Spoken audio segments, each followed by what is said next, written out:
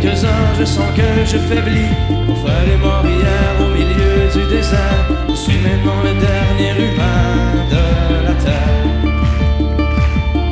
On m'a décrit jadis quand j'étais un enfant ce qu'avait l'air le monde il y a très très longtemps, quand vivaient les parents de mon arrière-grand-père et qu'il tombait encore de la neige en hiver.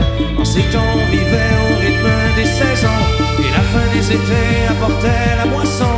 Une eau pure et limpide coulait dans les ruisseaux où venaient s'abreuver chevreuils et orignaux.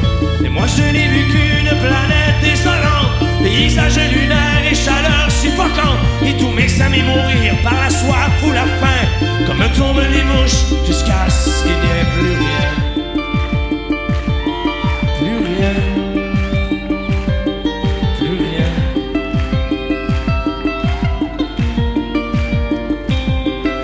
Il ne reste que quelques minutes à ma vie, et au plus quelques heures je sens que je faiblis. Mon frère est mort hier au milieu du désert. Je suis maintenant le dernier humain de la terre. Tout ça a commencé il y a plusieurs années, alors que mes ancêtres étaient obnubilés par des bouts de papier que l'on appelait argent, qui rendaient certains hommes vraiment riches et puissants.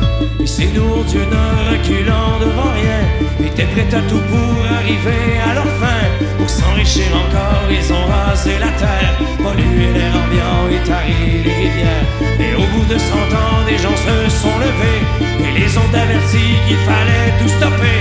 Mais s'ils n'ont pas compris cette sage prophétie, ces hommes-là ne parlaient qu'en termes de profit. C'est des années plus tard qu'ils ont vu le non-sens.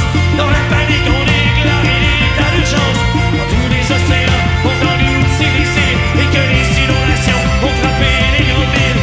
Et par la suite, pendant toute une décennie, ce fut les ouragans et puis les incendies, les tremblements de terre et la grande sécheresse.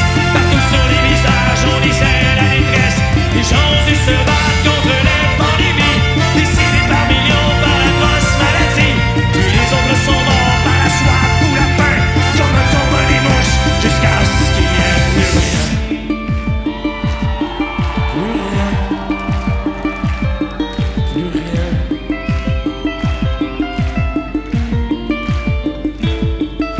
Mon frère est mort hier au milieu du désert. Je suis maintenant le dernier humain de la terre. Au fond, l'intelligence qu'on nous avait donnée n'aura été qu'un beau cadeau empoisonné, car il ne reste que quelques minutes à la vie. Tout au plus quelques heures, je sens que je faiblis. Je ne peux plus marcher, j'ai peine à respirer. Adieu l'humanité.